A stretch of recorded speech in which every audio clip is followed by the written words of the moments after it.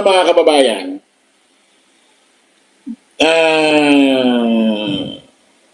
mukhang may nag-ooperate kay Senador Bato de la Rosa. Mukhang may nag-ooperate kay Senador Bato de la Rosa. Sa pakinggan nyo ako.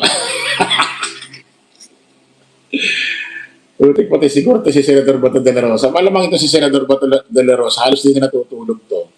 Malamang ito nakamonitor sa buong balita 24/7. Malamang ito umiiglip-iglip lang to. Lagi nakamonitor ito. Ha? Kasi kumbaga natataranta na ito mga babae. Hindi na alam kung ano ipapasok niya sa utang. Pakinggan nyo, alam nyo kung bakit, pakinggan nyo ako. Listen to me very carefully. Si Senador Bato de la Rosa, mga kababayan, miyembro ho ng minority. Di ba? Alam naman ho natin, yung minority is, karamihan ho dyan is Duterte Black. Aminin natin, karamihan ho ng minority is Duterte Black. At alam naman natin, ang minority, kakaunti lang sila dyan. Mas marami ho yung mga miyembro ho ng majority.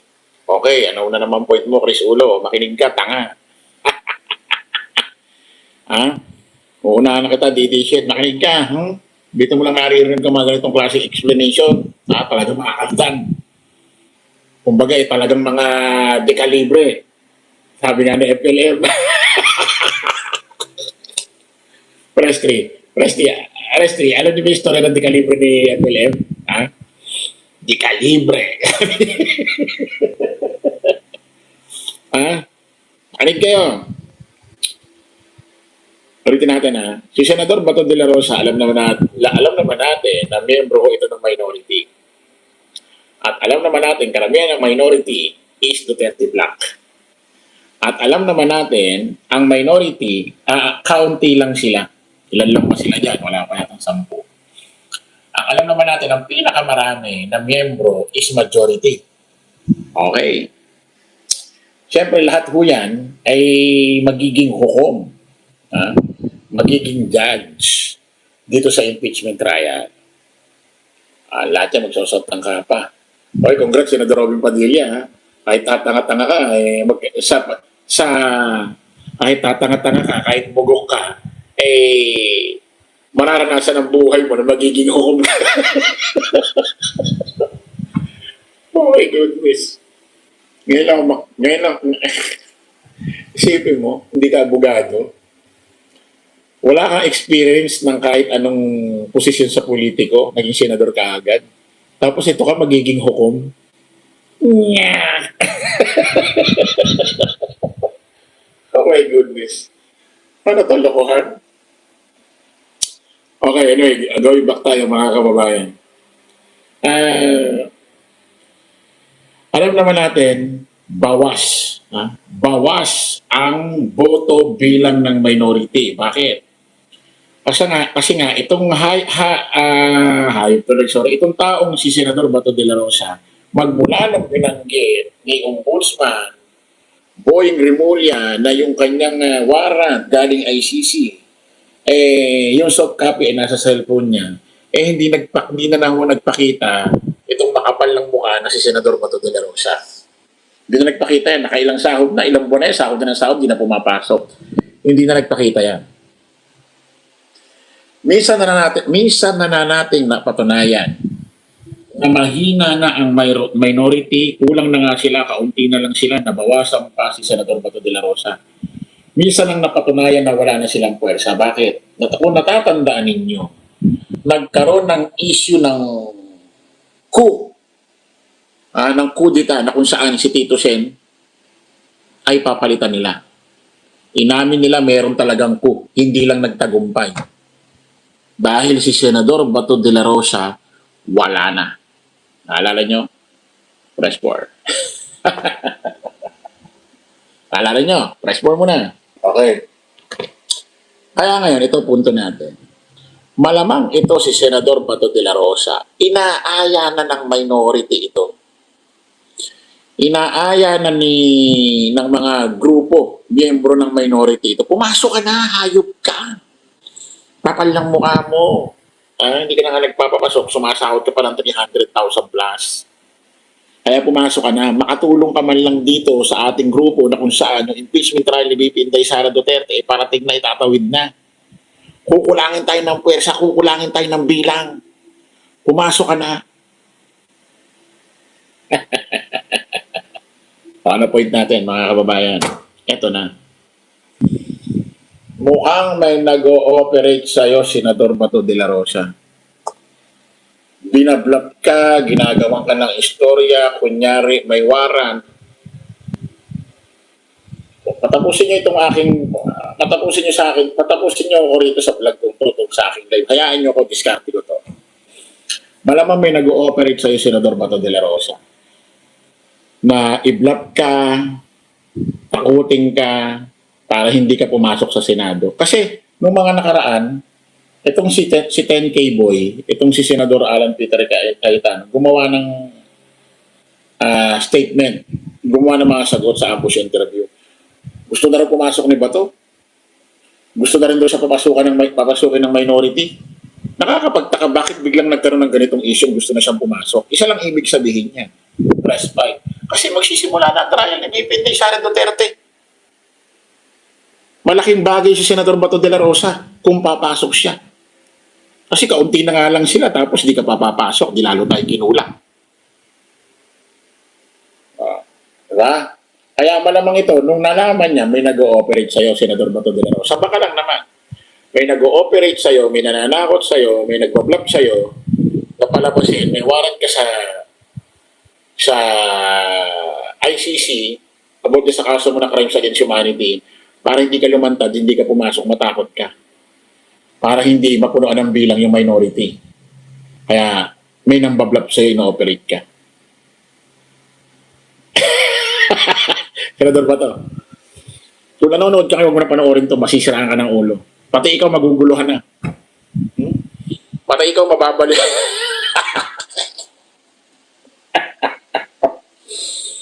Pati ikaw mababaliw ka na, masisiraan ka na ng bayan. Masisiraan ka na ng bayan. Ha? Tingnan mo. Ano sabi sa'yo? Ha? Ano sabi sa'yo? Ha? According sa Malacanang, according sa DILG, ha? Wala pa silang natatanggap na impormasyon about yan. Pero itong warrant kasi na sinasabi, source lang daw ito ng iba't ibang mainstream media, especially unang nag-post yung News 5. Pero sa kanila, wala pa raw sila natatanggap. Yun ang sabi rito. Katunayan, sabi ni Rimulya, wala. Hilsay-hilsay lang daw. Pero ito, pakinggan nyo to. Pakinggan nyo to, mga kababayan. Maglalabas ng subpoena ang Criminal Investigation and Detention Group, CIDG, laban kay Senador Ronald Bato de la Rosa. May 11, ayon kay DILG Secretary John B. Rimulya. Bukas daw! Senador Bato de la Rosa. According kay Secretary John B. Rimulya ng DILG, maglalabas bukas, May 11, ngayon na, 11, Pilipinas Standard Time. Pilipinas Time. Pilipinas Date, ay May 11, maglalabas ang CIDG ng subpoena para sa'yo. Hindi warrant ito galing ICC, subpoena galing sa kanila. Pakinggan mo saan manggagaling ang subpoena according kay Secretary John B. Rimulya? CIDG. CIDG ang maglalabas ng subpoena sa'yo. Pag narinig mo bang CIDG, ano ba naalala mo na pumapasok sa utak mo? Ano pumapasok sa utak mo, Senator Bato de la Rosa? Pag naririnig mo yung CIDG, ano pumapasok sa utak mo? Ha? Kayo mga DD-shit. Pag narinig yung CIDG, ano pumapasok sa utak nyo? CIDG raw yung magbibigay ng subpoena sa'yo?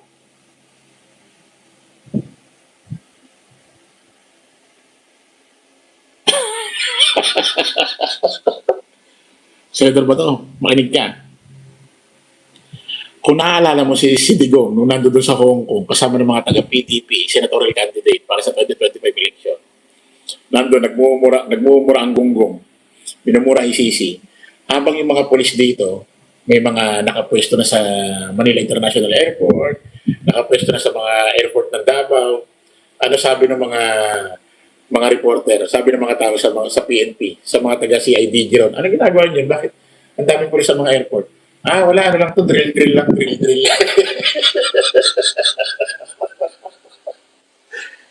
Ano ba to? Drill lang daw. Drill. Ngayon, ito, wala ka rin warrant. Sumpi na lang. So, ito ba to? Manonood ito lang ito, masisira ka na ulo, maniwala ka. Maguguluhan ka rito. Kaya tingin ko, wala kang warrant. Wala. Tinatakot ka lang talaga. May nag-ooperate lang sa'yo, sir.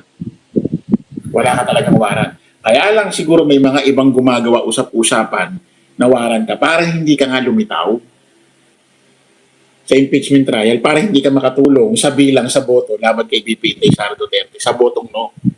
Kaya malamang hinahadlangan ka. Kasi nga naman, pag pinakalat nila may warrant ka, hindi ka papasok. Matatakot ka eh. Sayang ka. Sayang yung boto. Sayang yung suporta ng VP Sara Duterte. Kasi kasama ka sa bilang di ba? Kaya hinahadlangan ka. Siyempre, pag natakot ka, hindi ka na papasok, hindi ka makakatulong. No. Kaya kung ako sa'yo, pumasok. Kaya kung ako sa'yo, Senador Bato, pumasok ka.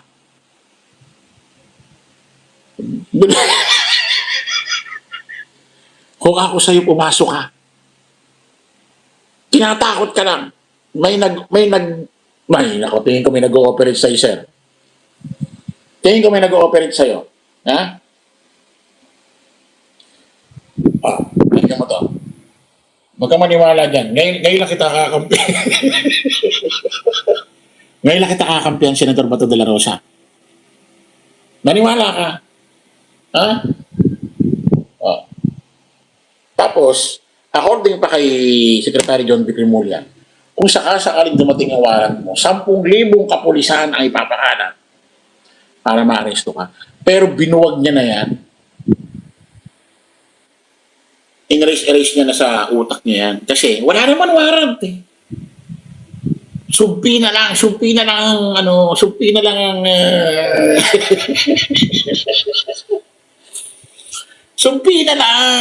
na. Iniibitahan ka lang. Sulpot ka. Pakinggan ito, mga kababayan. Yesterday that there's a 10,000 parang pag-prepare na. Could you tell us ano po maghahanda sa yung arrest warrant kay Senator De La Rosa? Well, as I said, there's a 10,000 man task force that, okay, let me just make it clear. That was in reaction to reports that there was a pending warrant. However, the ICC has said that there is none. Okay, so we have dismantled that task force. What we do have is now a subpoena for him, but not a manhunt. Okay, so again, there is no credible information of a pending warrant of arrest from the ICC or the Interpol. This is a separate matter, only investigation and the subpoena need to appear before the stage. Ayan ha. Kaya una nagpinlano ni Secretary John V. Cremullian na magpapakalat siya ng 10,000 pulis i-assign sa paghuli sa'yo. Kasi may rumors na may warrant of arrest ka galing ICC sa kasong crimes against humanity. Kaso, naglabas ng statement ang ICC na wala naman daw public warrant. Asan ba yung mismong post? Senador Bato, kung nanonood ka kayo na, huwag mo na panoorin, masisiraan ka ng ulo, maniwala ka. Masisiraan ka ng ulo. Ha? Asan na ba yung... Teka lang ha.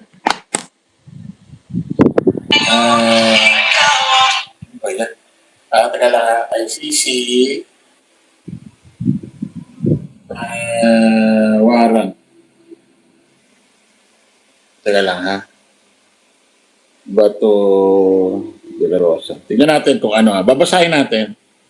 Hmm? Yung mismong ano, yung... Ayan, ito ha.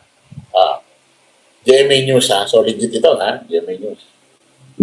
Basahin natin yung statement ng ICC. Ano tayo, kumbaga mahaba itong statement nila. Pero basahin lang natin yung pinaka-highlights. Ang sabi ng ICC, Senador Bato, ito ulitin ko ha. Kailangan Sarah Baikman. Sabi ni John Vic, kung totoo, kasi nagkaroon nga ng rumors na meron ka raw warrant of arrest galing ICC sa kasong crimes against humanity. Kung totoo man daw yung rumors na yun, magpapakarin siya ng 10,000 para tumarabaho siya, arestuhin ka.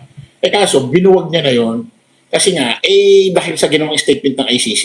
Ang sabi ng ICC ito, no public arrest warrant have been issued in relation to the situation in the Philippines. O, narinig mo? No public arrest warrant. No public. Kasi lahat naka-private. parang ginagago ka, no? No? Senador Bato, no? Kung naaalala mo, Senador Bato, kung naaalala mo, nung bago huliin si Digong, wala rin sa kanilang website, Press4, wala rin sa website ng Interpol, wala ring red notice si Digong. Wala. Di ba? Naalala ninyo?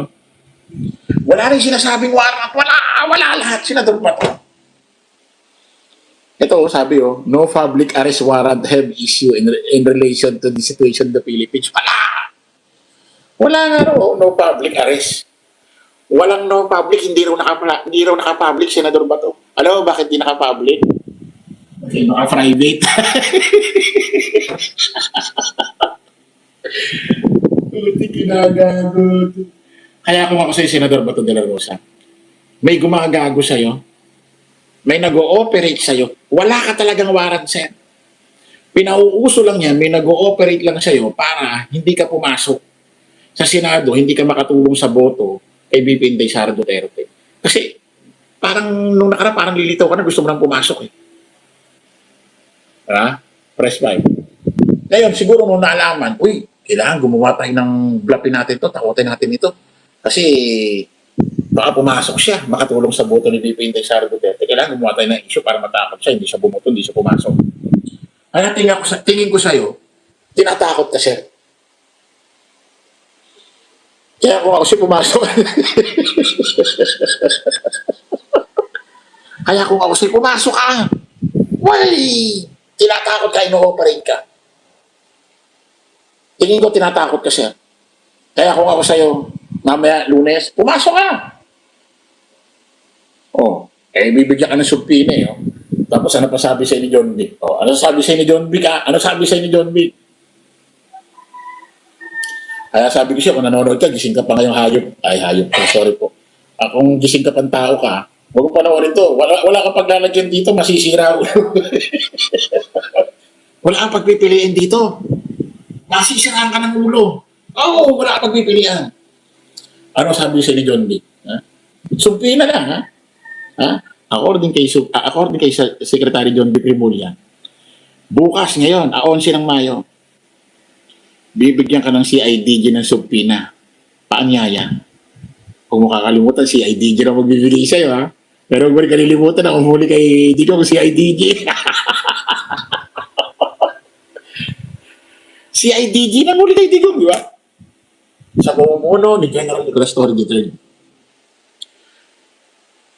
Tapos nung yung mga pulis nagpupunta sa Terminal 1, Manila International Airport, nagpupunta rin yung mga pulis na CIDG sa airport ng Davao, tinatanong ng mga netizen, reporter, anong ginagawa niyo dyan? Bakit nagsisikanat kayo? Ba't kayo mga nakapwesto? Ano sabi ng mga pulis? Wala ito. Drill lang ito. Drill. Ngayon, hindi naman sinasabing drill. Wala naman pumapasok. Wala naman pumapwesto sa mga airport eh. Ano lang sabi? Subpoena lang, boy. Paanyaya lang. Ibig sabihin, pupunta ka ng Kamkrame, pupunta ka ng CIDG, tapos kakausapin ka lang doon. Pumunta ka lang doon. Pasok ka lang. Hindi ko lang kung makakalabas ka pa. Kaya, maniwala ka. Pumasok ka. Gawa lang ng warranty, ma-operate ka lang. Ha?